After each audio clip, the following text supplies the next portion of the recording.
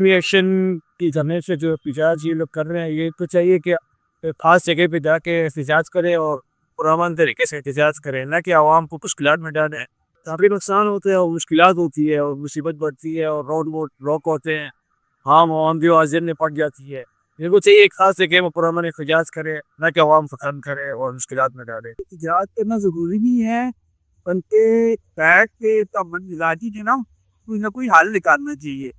سڑکوں پہ نکلنا کیا ہے کہ یہ مسئلے کا حل نہیں ہوتا، یہ انتشار کے لانے والی بات ہے۔ اور کوشش کرنا چاہیے کہ دوسروں کو فائدہ پہنچے۔ آپ بھی کام کرتے ہو نا، اس کا فائدہ یہ ہے کہ عام انسان تک پہنچنا چاہیے۔ چند لوگ اگر وہ بھی کام نہیں پورے کر پاتے، اگر گورنمنٹ نہیں پورے کر پا رہی فی الحال ان کے لیے، ان کو چاہیے تو قبول کر لیں۔ ہو سکتا ہے گورنمنٹ ان کے لیے کچھ بہتر ہی کرے۔ اس کو نہیں ہونا چاہیے، بس اس نے اگر بات مان لی ہے نا، اتنا ساری بات مان لیا ہوں، اس کو کیا کرتے ہیں وہ جڑا نا حکومت ویسا بھی نقصان ہے، پہلے بھی اس کا جڑا کرنے دیا یہ سارا جڑا میرا کاروبار کا سسٹم اور بھی خراب ہے، اور بھی خراب ہو جو کیوں کرتے عوام کا بھی ہے، حکومت کا بھی ہے، دونوں کا نقصان ہے۔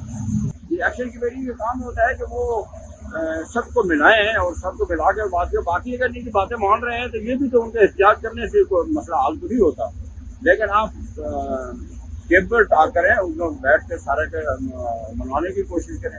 اس میں نقصان عوام کا ہوتا ہے، گورنمنٹ کے سب کا بھی نقصان ہوتا ہے، ایک نقصان ہی نقصان ہے نا۔ احتجاج جو اگر پرامن طریقے سے بات کی جائے اس کے مسئلے کا سٹ آؤٹ ہوتا ہے، اس کو حل نکل آتا ہے۔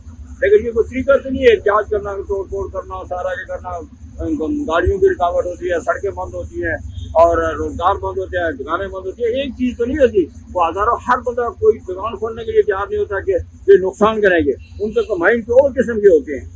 احتجاج میں پرامن کون سا ہوتا ہے؟ احتجاج کے لیے نہیں کرنا چاہیے، سر بیٹھنا چاہیے، لیکن ملک کے مفاد کے لیے، قوم کے مفاد کے لیے ان کو اس میں بیٹھنا چاہیے تاکہ مسائل حل ہوں۔ حکومتیں چلتی ہی ریاست سے چلتی ہے، پیار و محبت سے ہے۔ بھائی جو عوامی ایکشن کمیٹی جلسے اور جلوس ریلیاں نکال رہی ہے، یہ سراسر غلط ہے۔